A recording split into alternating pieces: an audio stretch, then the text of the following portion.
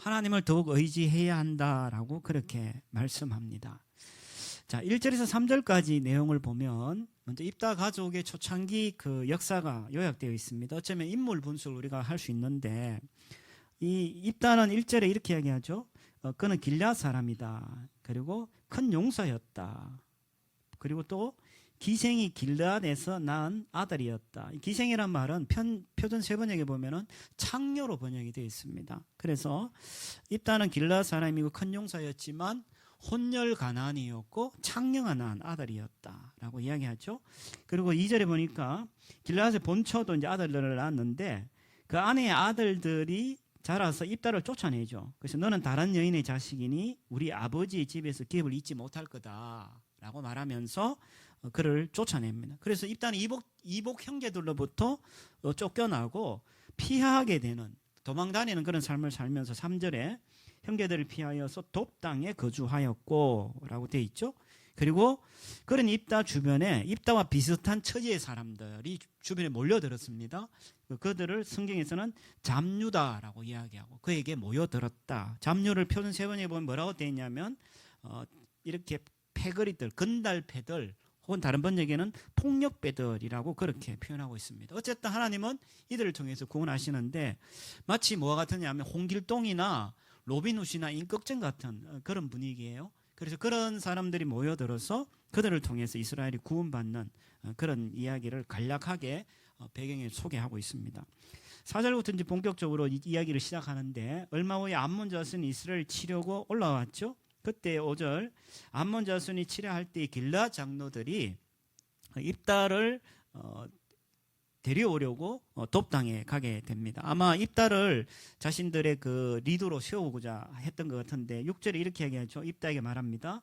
암몬 자손과 싸우려 하는데 당신이 와서 우리의 장관이 되어 주십시오. 장관이라 되어 있지만 여기에 보면은 지휘관 혹은 전쟁 군사령관이라고 그렇게 번역합니다. 그래서 우리의 군사령관이 되어 주십시오라고 그들에게 요청을 하죠. 이스라엘의 위기 때에 지도자를 찾아 갈팡질팡하는 모습을 보면 참 안타깝습니다. 왜냐하면은 분명히 이 사람들이 주로 어떤 사람들이냐면 온갖 잡배들이고 패거리들이고 깡패들이고 이런 폭력배들인데 분명히 일상적인 삶 속에서 보편적인 사람들 속에서 리더가 분명히 있었을 텐데 거기서 그 지도자가 없었다는 얘기잖아. 그래서 그 사람들을 누구로부터 찾았냐면 그런 패거리들, 건달패들, 불량배들한테서 그 리더를 찾았다는 것이 사실은 참 아쉬운 이야기죠. 그리고 또 하나 더 심각한 것은 장로들이 나라가 위기에 처했을 때 진짜 도움이 되는, 그 도움이 되는 하나님께 문제를 가지고 가서 기도를 한다든가 하나님 앞에 어떤 것을 여쭙는다든가 하는 것은 전혀 나오지 아니하고 그냥 자신들의 판단에 인간 지도자를 통해서 손쉽게 위기를 모면하라고 하는 것을 우리에게 보여주고 있다라는 거죠. 그래서 전쟁은 누가 일으켰습니까? 이 전쟁은 하나님이 일으켰죠. 그럼 이 전쟁을 누가 해결할 수 있나요?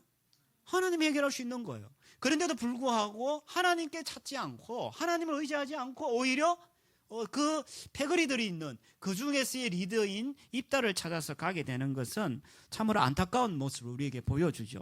공동체가 정치적으로나 사회적으로 어려움을 겪는 것도 안타까운 일이지만 더 안타까운 일은 그 어려움을 인간적인 방법으로만 해결하는 것은 더 비참한 일이다라고 말할 수 있죠. 자, 그때 7절에서 11절에 보면은 입다는 길앗 장로들의 요청을 받고 그들에게 핀잔을 주죠. 이렇게 이야기합니다. 7절 너희가 전에 나를 미워해서 아버지 집에서 쫓아냈지 않냐. 이제 근데 너희가 환난을 당했다고 너희가 나를 불러? 라고 이야기하면서 그들에게 핀잔을 주죠. 그럼에도 불구하고 길앗 장로들은 입다에게 우리가 당신을 찾아온 것은 우리와 함께 암몬 자손과 싸우게 하려 함인데 만약에 당신이 전쟁에 참여하면 우리 길앗 모든 주민의 머리가 되리라. 앞에서는 뭐라고 이야기했냐면 전쟁을 치르는 군사령관 정도지만 여기서 주민의 머리라는 말은 통치자라는 개념이에요. 그러니까 다른 개념이죠. 조금 더 큰 개념으로 볼 수 있는데 우리의 통치자가 될 것입니다 라고 이야기를 합니다. 그리고 9절에 보면은 장로들은 자신의 잘못을 인정할 뿐만 아니라 그들의 통치자로 추대할 것을 약속하고 그리고 10절 11절에 보면은 그들이 하나님 앞에서 그 하나의 절차를 밟으면서 하나님을 증인으로 소환하고 있는 것을 보게 되죠. 우리가 이 장면을 보면서 정말 이 장로들이 하나님을 믿는 그런 사람임에도 불구하고 어려움을 당했을 때 하나님을 찾기보다 사람을 먼저 찾는 그런 모습을 보게 되죠. 어쩌면 이 입다도 공동체를 걱정하기보다 그 자신의 야망을 채우기 일에 더 혈안이 되어 있는 것을 우리에게 보여줍니다. 그래서 우리가 사무엘상 17장에는 이런 얘기를 합니다. 다윗과 골리앗의 싸움 때 이야기인데 여호와의 구원하심이 칼과 창에 있지 아니함을 이 무리에게 알게 하리라. 전쟁은 누구에게 속한 것이다? 여호와께 속한 것이다. 그가 너희를 우리 손에 넘기시리라.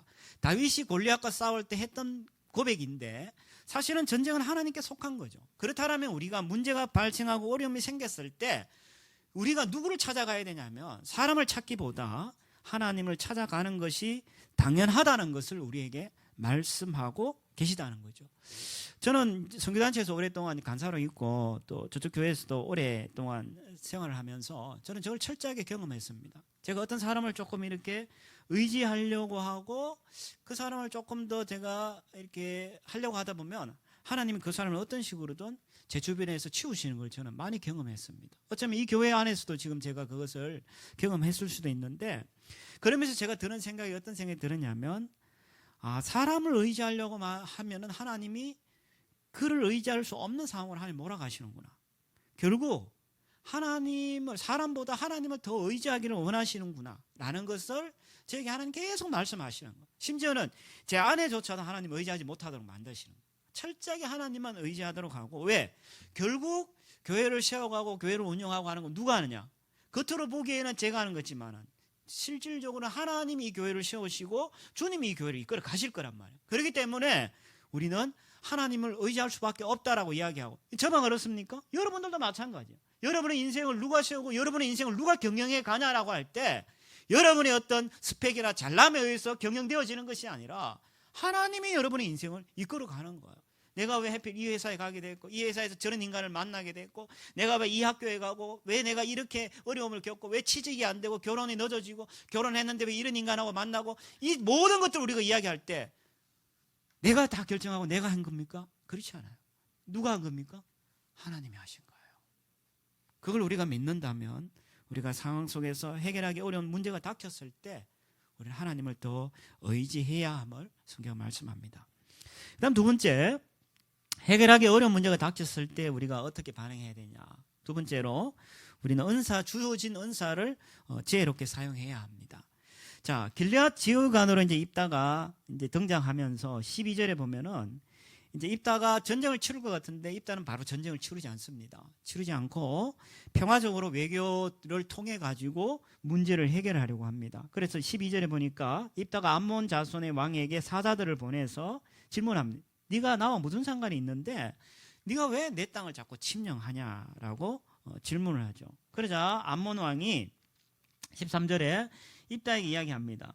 이스라엘이 애굽에서 올라올 때에 아르논에서부터 약복, 요단까지 내 땅을 점령했기 때문인데 이제 그것을 평화롭게 돌려달라라고 이야기하면서 지금 암몬과 이스라엘 사이에 어떤 지역이 있는데 여러분 지도를 보면 나중에 참고가 되실 것 같은데 그 중간점에 경계에 있는 그 지역을 암몬하고 이스라엘이 서로 자기 땅이라고 주장하고 있는 상황인 거죠. 그래서 암몬 왕이 그것에 대해서 이야기를 하면서 너희가 왜 우리 땅을 빼앗냐? 라고 그렇게 말을 하죠. 그러자 14절 입다가 자손들 그 암몬 왕에게 사자를 보내가지고 절대 점령하지 않았다라고 이야기하면서 16절부터 27절까지 긴 지면을 할애해가지고 그를 설득을 합니다.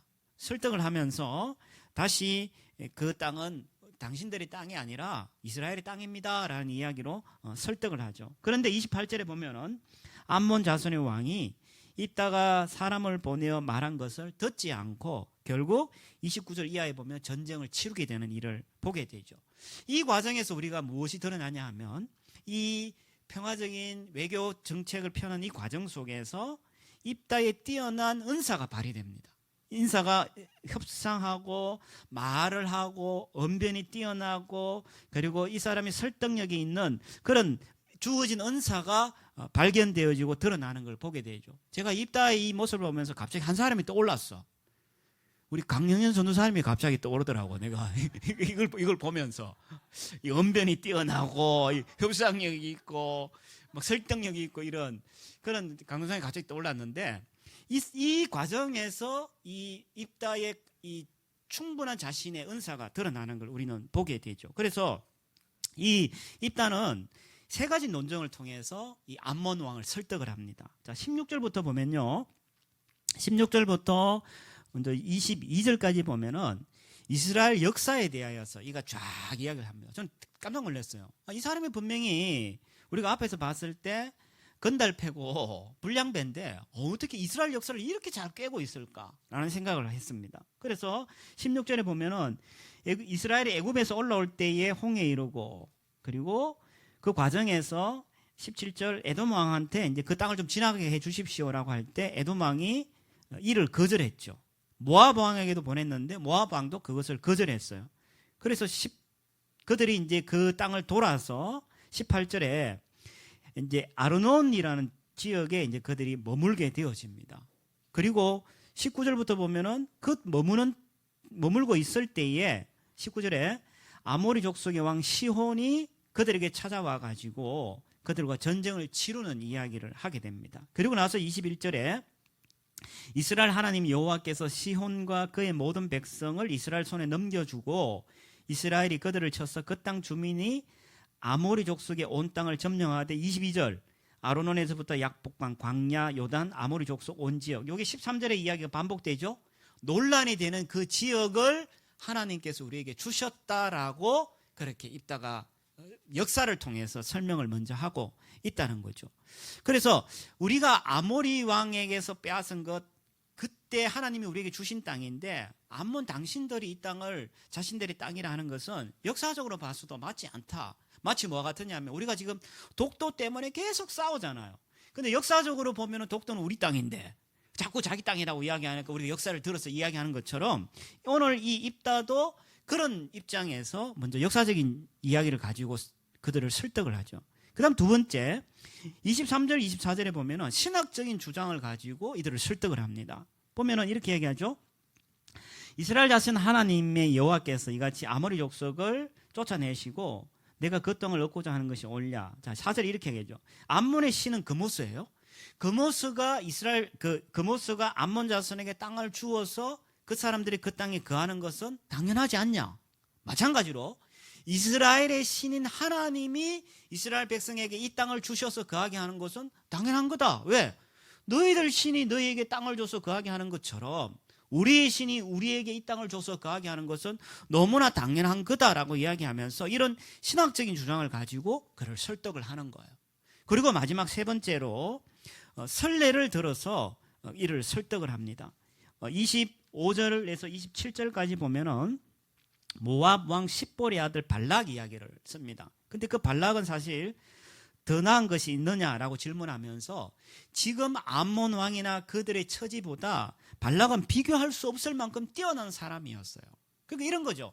니보다 훨씬 잘난 사람이, 니보다 훨씬 뛰어난 사람이 이 땅에 대해서 그 당시에 우리한테 시비를 걸지 않았다. 25절 이렇게 얘기했죠.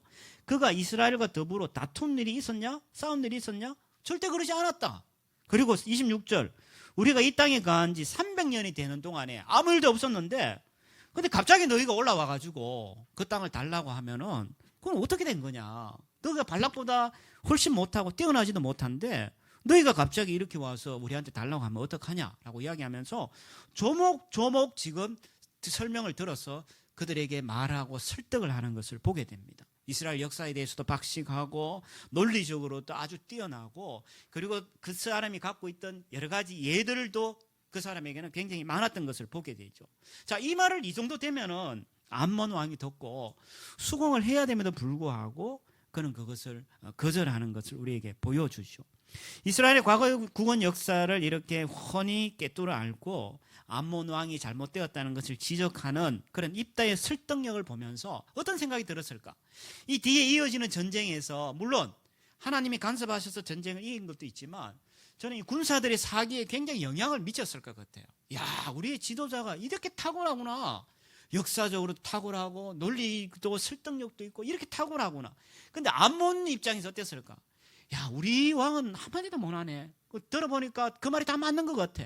아마도 적군에게는 사기를 아마 떨어뜨렸을 거고 아군에게는 굉장히 사기를 높였을 것이다라는 그런 생각을 하게 되는 거죠. 아무튼 우리가 이런 어려움에 처했을 때 우리에게 필요한 것은 뭐냐면요, 우리에게 주어진 은사들이 있다는 거예요. 그 은사들을 우리가 충분히 발휘해 가지고 이것을 이겨나갈 필요가 있다는 것을 우리에게 말씀하고 계시다는 거예요. 자, 베드로전서 4장 10절에 이렇게 되어 있습니다. 자, 좋은 분도 계시니까 우리 같이 한번 읽어볼게요. 시작. 모두 자기가 받은 은사를 따라서 하나님의 여러 가지 은혜를 맡은 선한 관리인으로서 서로 봉사하십시오. 자기가 받은 은사들이 다 있다라는 거야. 그래서 그것을 충분히 활용하라라고 이야기하고, 자, 그 다음 야고보서 1장 5절 봅시다. 혹시나 그것이 부족하다면, 자, 야고보서 1장 읽습니다. 시작. 여러분 가운데 누구든지 지혜가 부족하거든 아낌없이 주시고 나무라지 않으시는 하나님께 구하십시오. 그러면 받을 것입니다. 그러니까 은사가 무엇인지 알아야 되는 것도 중요하고, 혹시나 내가 부족하다면 하나님 앞에 구하란 말이야. 그래서 여러분에게 주어진 그 은사를 통해 가지고 여러분의 당면한 문제를 하나님 해결하라라고 그렇게 말씀한다는 거예요. 윌로우 크릭이라는 교회가 있습니다. 그 세우신 분이 빌 하이브레스 목사님인데, 윌로우 크릭이라는 교회는 미국에서 성장하고 있는 교회 중에 하나인데 특별히 불신자 전도에 굉장히 강점이 있는 교회입니다. 근데 이 교회에서 이제 신자들이 처음에 예수를 믿고 교회에 들어오잖아요.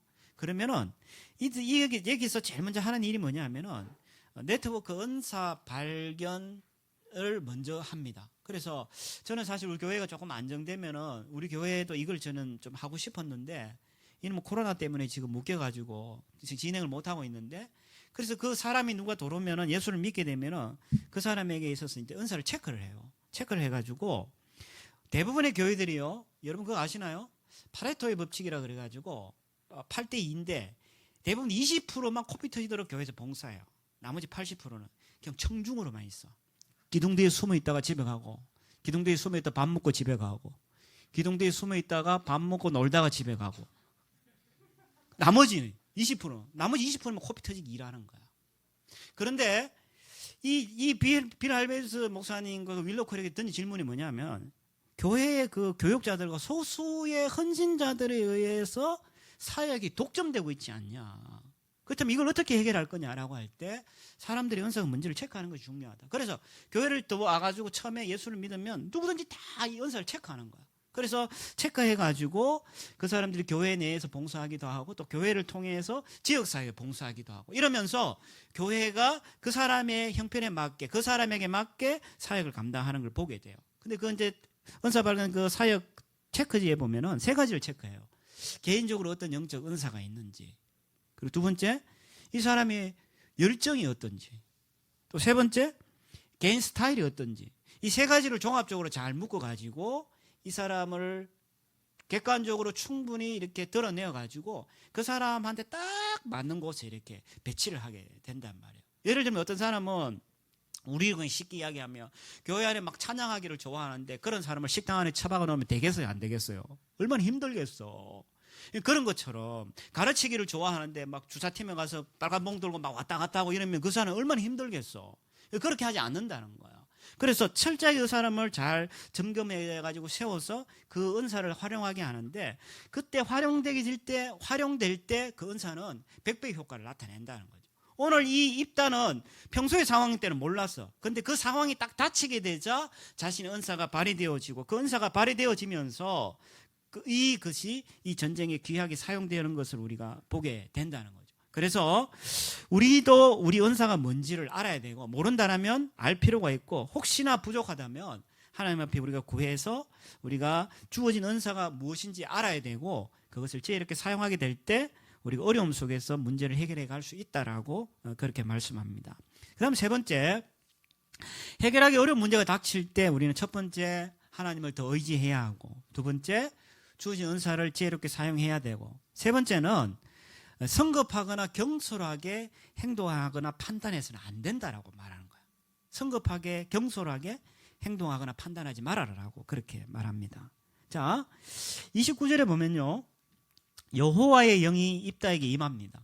여호와의 영이 임한다라는 것은 단순하게 하나님의 영이 임했다 이렇게 볼 수도 있지만 군사적인 지도력을 하나님이 공식적으로 인정해 주는 그런 역할을 하는 거죠. 그래서 하나님이 영이 임했다라고 이야기하는 것은 이미 전쟁은 끝났다는 얘기야. 하나님께서 이미 간섭하시고 전쟁에서 이기겠다고 이미 하나님께서 승리하셨다는 하나의 사인과 같은 것이 여호와의 영이 그들에게 임했다라고 이야기하는데, 그 입다는 여호와의 영이 임하고 난 다음에 길라앗과 므낫세를 지나서 사람들을 불러 모으죠. 군사들을 불러 모으는 일을 하게 됩니다. 자, 여기까지는 좋았는데 그가 30, 31절에 보면은 성급하고 경솔한 그가 판단과 행동을 하는 것을 우리에게 보여줍니다.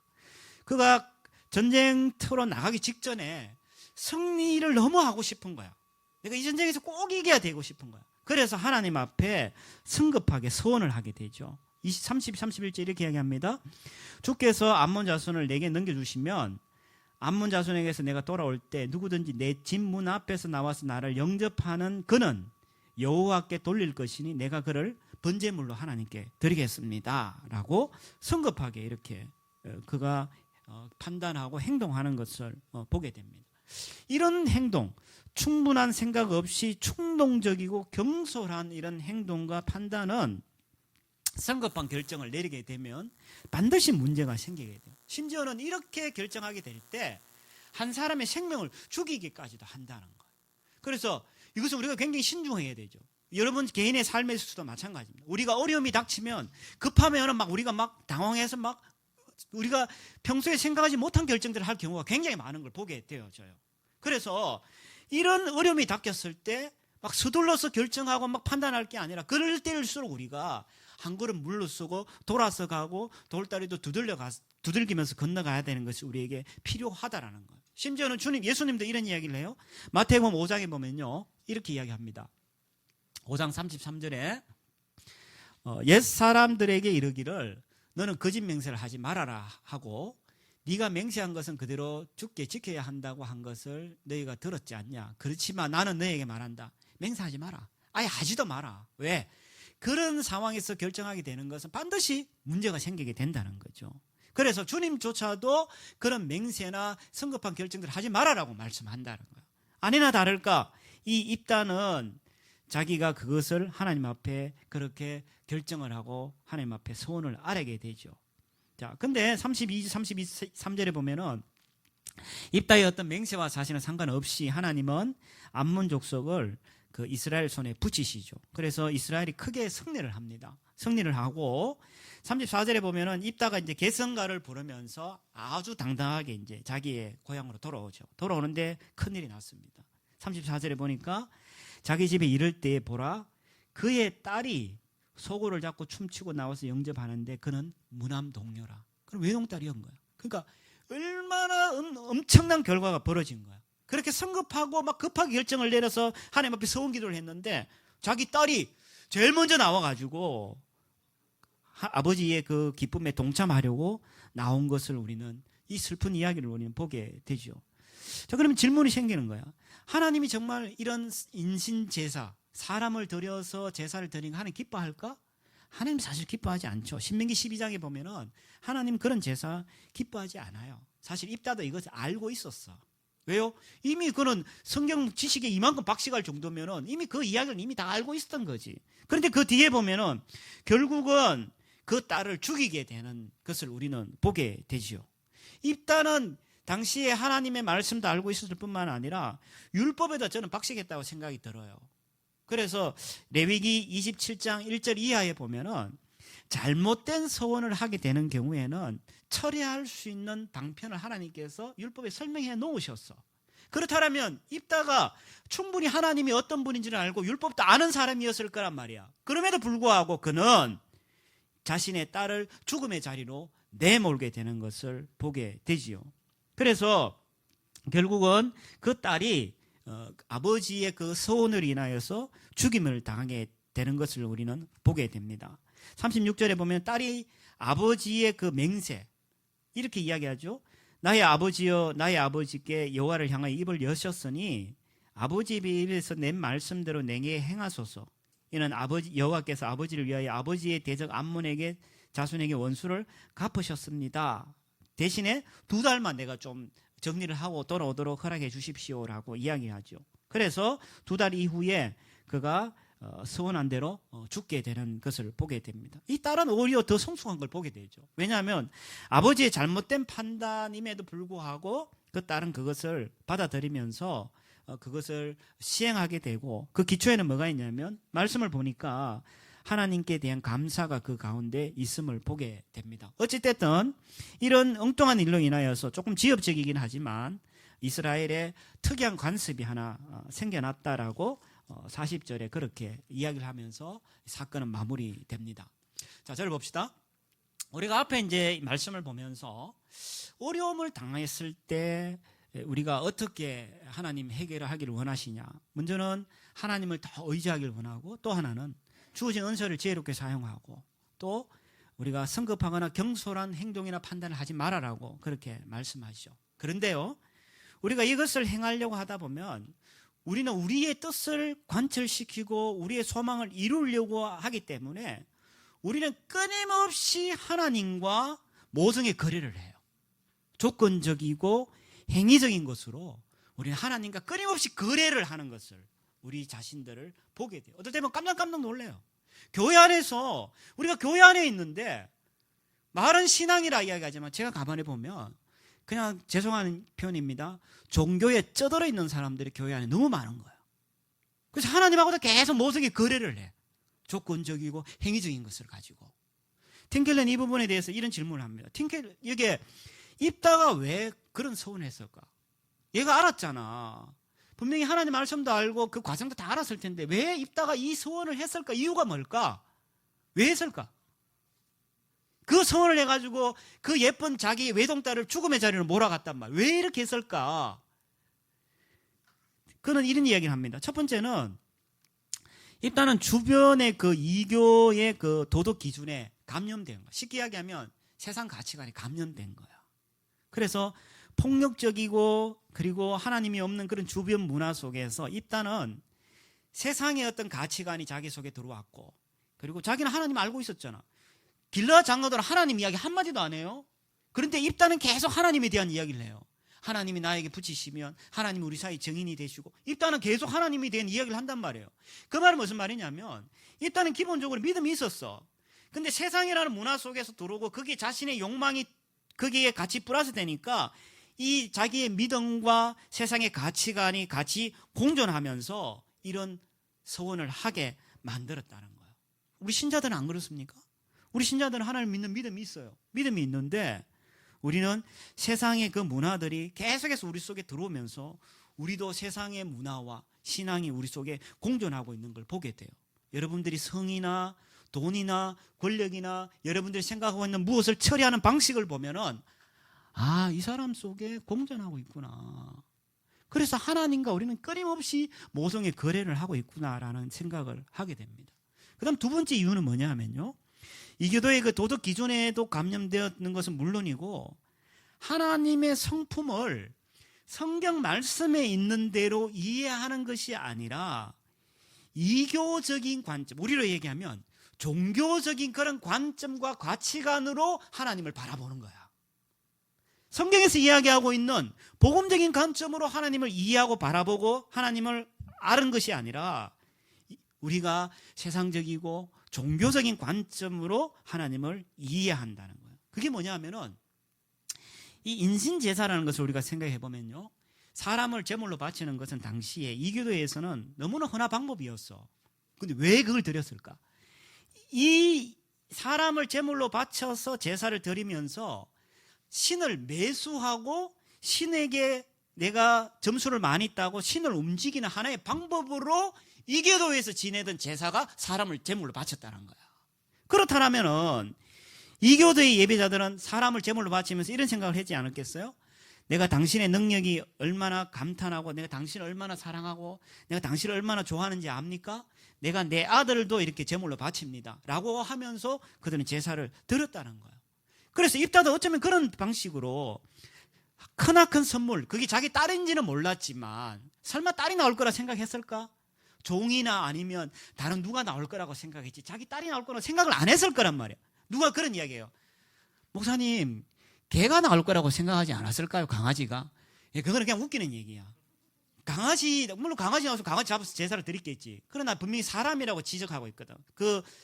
이 원어에 보면은 사람에 사용한 인칭 대명사를 사용하고 있단 말이야. 그렇다면은 그가 딸이 나올 거라 생각을 하지 않았지만 누군가 사람을 하나님 앞에 들여가지고 하나님 앞에 잘 보이고 하나님을 매수해가지고 하나님을 통제해서 자신의 욕망을 이루고 싶었기 때문에 그는 하나님 앞에 서원을 한 거야. 그리고 또 하나 질문이 생기는데 분명히 이 사람이 잘못된 걸 알았을 거 아니에요. 자기 딸이 죽게 되는 걸 알았잖아. 그러면 서원을 철회할 수도 있었잖아요. 근데 이걸 왜 그냥 계속 몰고 갔을까? 그것은 앞에 이야기한 거하고 연결될 수 있는데 은혜의 하나님에 대한 개념이 그런 없었다는 거예요. 그러니까 계속해서 잘못된 관점으로 하나님을 이해하고 종교적인 관점으로 하나님을 그는 이해했다는 거예요. 하나님은 은혜의 하나님이에요. 은혜의 하나님이기 때문에 우리가 이교도들처럼 하나님 앞에 아첨하고 내가 하나님한테 갖다 바치고 하나님한테 뭘 해가지고 하나님 마음이 돌이키고 하나님이 막 우리를 기뻐하냐? 우리를 이야기해 볼까요? 교회 안에서 열심히 일하고 헌금 많이 갖다 바치고 봉사하고 내가 막 열심히 하나님 나 기뻐하고 내가 사정이 있어서 아까 우리 자매도 그런 기도했습니다만 요즘은 주일에 일하는 데가 참 많잖아요. 본의 아니게 마음은 있지만 못 가는 예배 못 드리고 헌금도 제대로 못하고 참석하지 못하는 사람 하나님 그러면 생까나? 그렇지 않다는 거지. 하나님은 그런 하나님이 아니라는 거야. 하나님은 은혜의 하나님이라는 거야. 우리가 뭔가를 드려서 환심을 사고 아첨하고 한다고 하나님 우리를 이뻐 여기고 그러지 않는다고 해서 하나님 우리를 외면하냐? 그렇지 않다는 거예요.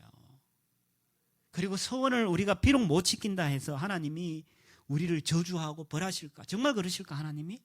그렇다면 우리는 다 죽었지. 저만 그러나요? 여러분 하나님하고 한 약속도 다 잘 지킵니까? 그러면 주일날 얘기 나와서 소위 대표기도 하시는 분들 대부분 이야기가 주여 저는 일주일 동안 살면서 알게지언제 모르게지언제 용서해 주시옵소서. 맨날 기도하는 건 뭐야? 잘 살았다는 거 아니잖아.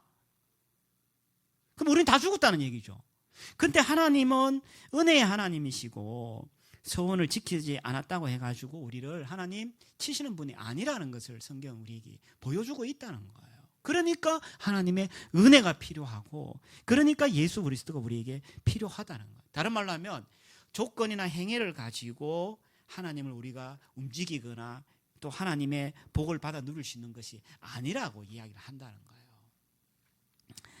김상훈 씨가 그 신화 콘서트라는 그 책에서 그는 세계 그 7대 신화의 그 핵심적인 이야기를 하면서 신화 사이의 그 연관성을 이렇게 밝히고 있어요. 거기 보면은 유럽 최고의 신, 우리가 이제 어벤져스라는 영화가 애들한테 인기가 많았잖아요. 저도 이제 굉장히 재밌게 봤는데 그 유럽 최고의 신이 이제 오딘이에요. 오딘하고 이제 토르 뭐 이런 건데 그게 보면은 그 오딘이라는 그 신을 보면은 그 오딘이 세상과 인간을 창조했어요. 북유럽 최고의 신이 오딘인데 창조했고 신들의 세계를 그는 건설했어요. 그런데 그가 미래를 내다볼 줄 아는 능력을 얻으려고 어떤 능력을 얻으려고 그가 엄청난 고생을 한 것을 우리는 그 신화를 통해서 보게 됩니다. 예를 들면 세상의 이치를 꿰뚫고 있는 그 미르미르의 우물에 자기 한쪽 눈알을 빼가지고 거기에 담궈놨어. 왜? 세상의 이치를 잘 좀 꿰뚫어 알고 싶어서 이만한 대가를 지불한 거지. 눈알을 보면 오딘은 눈알이 없어요. 한쪽이 애꾸예요. 그래서 왜 그러냐면 세상의 이치를 알기 위해서. 그리고 그가 그 세계수 아그드라실이라는 그 나무에 목을 메어서 9일 동안 거기서 그가 명상을 했다고 해요. 왜 그러냐면 그 사이에 이성과 저성을 왔다 갔다 하면서 좀 더 세상을 잘 보기 위하여서. 또 하나는 보면 더 많은 지혜를 얻으려고 고통이고 어려운 땅이 요톤헤임이라는 곳에 가서 그가 고통을 당하는 그런 이야기를 쭉 합니다. 근데 이 작가가 이 이야기를 해석하면서 이렇게 이야기해요. 이 신화의 이야기들은 사실은 신들의 이야기지만 사실 우리의 이야기다. 왜? 우리의 그 욕망들이 신이라는 이름을 통해서 투영된 것일 뿐이지 실제로 신이 존재하냐? 그렇지 않다라는 거야. 우리의 욕망이 그게 투영된 거지. 투영됐단 말은 무슨 말이냐면 어떤 조건, 누나를 빼든지 목을 매달든지 고통의 땅에 가서 내가 고행을 하든지 이런 과정을 통해 가지고 내가 신을 매수하고 신을 통제하고 결국은 자기 자신이 신의 자리에 올라가고 싶어하고 자신이 자신의 삶을 꾸려가려고 하는 욕망이 투영된 것이 사실은 신하다라고 이야기하는 거예요. 저는 제가 이제 저는 대구 출신입니다. 대구 출신인데 대구에 가면은 팔공산이라는 산이 있어요. 거기 보면은 갓바위라는 아주 유명한 산이 있습니다. 근데 그 갓바위는 정확하게 표현하면은 관봉석조 열의 좌상이라고 이야기해요. 근데 가보면은 부처가 갓을 쓰고 있어. 제가 전문가한테 지난번에 이제 물어보니까 원래 부처는 갓을 쓰는 게 아니래요. 근데 이상하게 갓을 뒤집어 쓰고 있어. 갓을 뒤집어 쓰고 있는데 근데 이 갓바위에 이제 그게 흘러오냐 하면은 그 갓바위에 있는 부처한테 기도하면 평생 한 번의 소원은 반드시 들어준다는 거야. 한 번의 소원은. 그래서 그 대학 수능 일 되면요. 40일 전부터 저는 이렇게 표현하는데 그냥 촛불 잔치가 벌어져. 그 갓바위를 중심으로 산 전체가 구석구석에 사람들이 초를 켜놓고 공을 들여. 그리고 수능일이 끝나면은 갓바위에 있는 그 절이 대박이 나는 거야. 왜? 수능 끝나고 나서 사람들이 돈자루를 갖다 붓는다는 거야. 근데 제가 그걸 보면서 교회 안에도 보면 수능 기도회가 있거든요. 저는 어떤 생각이 들었냐면 저는 사실 개인적으로 수능 기도회가 굉장히 불편했어요. 왜냐하면 그거나 이거나 형태만 모양만 다르지 사실 똑같은 거거든. 근데 그 속에 뭐가 있냐면은 우리의 그 욕망이 그 속에 다 투영되어 있는 거야. 결국은 내가 뭔가를 조건을 걸고 행위를 해가지고 그 신의 환심을 사고 신의 관심을 사고 신에게 내가 신을 매수해가지고 나의 어떤 욕망을 이루고자 하는 것이 신하에만 전달하는 것이 아니라 우리 일상 속에서도 그대로 있더라는 거야. 교회 안에 없습니까? 교회 안에도 마찬가지예요. 여러분 예배 왜 드립니까? 물론 지금 졸고 있는 분들 계시지만 예배 왜 드립니까? 헌금을 왜 드려요? 여러분 교회에서 왜 봉사합니까?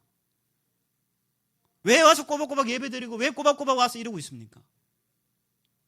어쩌면 우리가 조건과 행위를 가지고 신을 매수해서 신에게 환심을 사고 신을 통제해가지고 내가 내 인생에 내가 원하는 그것을 이루려고 하는 나의 욕망이 어쩌면 이렇게 그대로 투영되어 있다라고 해도 사실은 과언이 아니라는 거예요. 그럼 우리가 하나님을 잘못 오해하고 있는 거예요. 우리는 하나님이라는 이름을 빙자하고 있지만 사실은 종교 생활을 하고 있는 거야.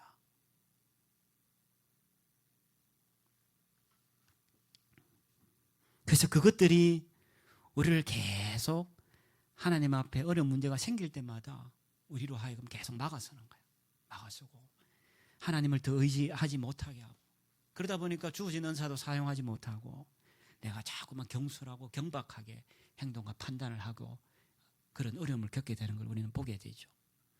자, 근데 하나님은요, 죄악된 백성 우리를 구하려고 이미 하나님은 작정하셨어요. 작정하셨죠. 하나님 이미 오래전 작정하셨어요. 작정하셨고 하나님은 인신 제사를 원하시지 않으셨지만 오직 단 한 종류의 인신 제사를 하나님 원하셨어요. 그게 누굽니까? 예수 그리스도예요. 예수 그리스도께서 우리의 죄를 위하여서 그런 죽임을 당하신 거예요.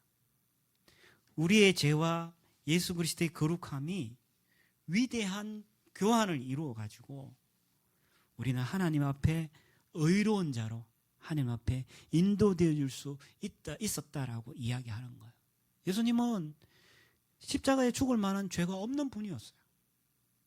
그런데 예수님의 그 제사를 드려짐으로 말미암아서 우리가 하나님께 인도되어지고 하나님 앞에 우리가 의로운 자로 여김을 받게 되어졌다고 이야기하는 거예요. 베드로전서 3장 한번 봅시다. 이렇게 이야기합니다. 그리스도께서도 죄를 사하시려고 단 한 번 결정적으로 고난을 당하셨습니다. 의인이 불의한 사람들을 위해서 죽으신 것입니다. 그것은 그가 육으로는 죽임을 당하시고 영으로는 살리심을 받으셔서 여러분을 하나님 앞으로 인도하시려는 겁니다.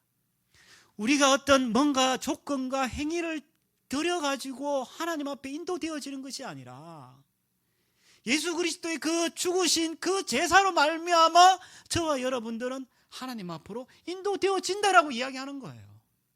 내가 조금 더 종교생활 열심히 해서 하나님 앞에 인도되어지는 게 아니라 예수 그리스도 그분 때문에 내가 하나님 앞으로 인도되어지는 거예요. 하나님이 내한테 왜 관심이 있습니까?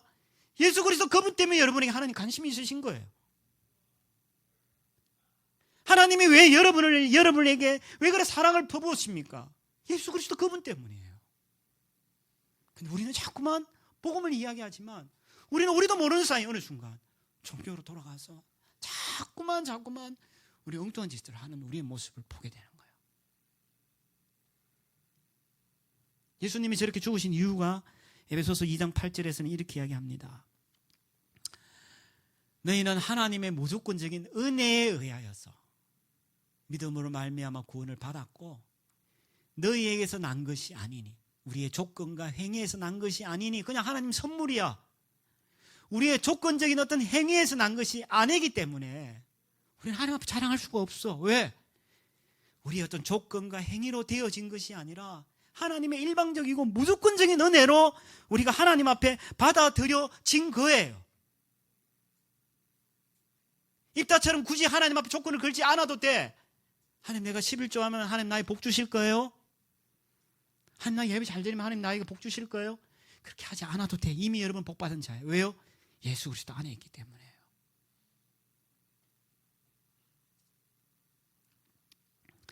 우리가 이 사실을 안다라면은 우리는 우리의 삶의 모든 능력을 주님 앞에 바치면서 우리 상황에 맞게 우리는 하나님 앞에 희생적으로 살아갈 수 있는 거예요.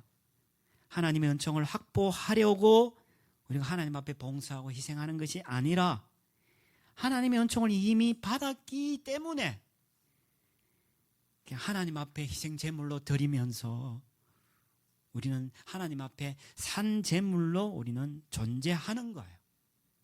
그래서 우리에게 합당한 삶은 하나님을 기쁘게 하고 찬양하고 예배하고 이웃을 섬기고 봉사하는 그런 삶을 우리는 살아갈 수 있는 거예요. 하나님 앞에 환심을 사고 하나님을 이용하려고 하고 하나님 앞에 관심을 받고 하나님한테 더 사랑받기 위해서 우리가 예배하고 찬양하고 그리고 선행하고 친교하는 것이 아니라 하나님이 우리를 이미 사랑하셨기 때문에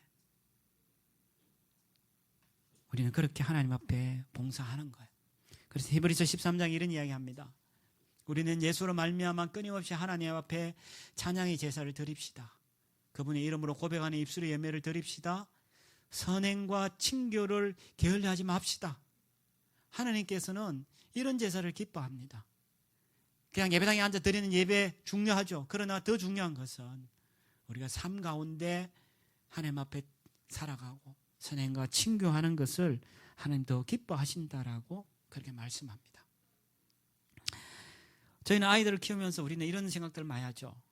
네가 이번 시험 잘 보면 컴퓨터 사줄게. 여보, 당신이 나에게 더 이렇게 해주면 내가 당신한테 맛있는 거 해줄게. 그것은 조건을 걸면서 우리가 사람을 대하는 거는요, 어쩌면 가장 가치를 떨어뜨리는 거예요. 최고의 가치는 뭔 줄 아세요? 최고의 가치는, 최고의 조건은 무조건이에요. 왜요? 그냥 사랑하기 때문에 그냥 하는 거예요. 사랑받기 때문에 하는 거예요. 그게 가장 최고의 조건이, 그것이 바로 무조건이라고 이야기하는 거예요. 말씀을 마무리합니다. 해결하기 어려운 문제가 닥칠 때 여러분 어떻게 반응합니까? 혹시 입다처럼 그렇게 여러분 산 제물을 자꾸 드리려고 하나요? 아니요, 이미 산 제물은 예수 그리스도로 충분합니다. 그래서 우리는 예수 그리스도의 그 산 제물에 의지하여서 우리 여러분 자리에서 산 제물로 하나님 앞에 드려지면서 여러분이 닥친 그 문제들을 해결하고 그 가운데 기쁨과 감사를 경험하는 저 여러분 되기를 주님의 이름으로 축원합니다. 기도합시다. 오늘 주신 말씀 생각하면서 여러분 회개할 것들 또 믿어야 될 것들 이 시간에 우리가 같이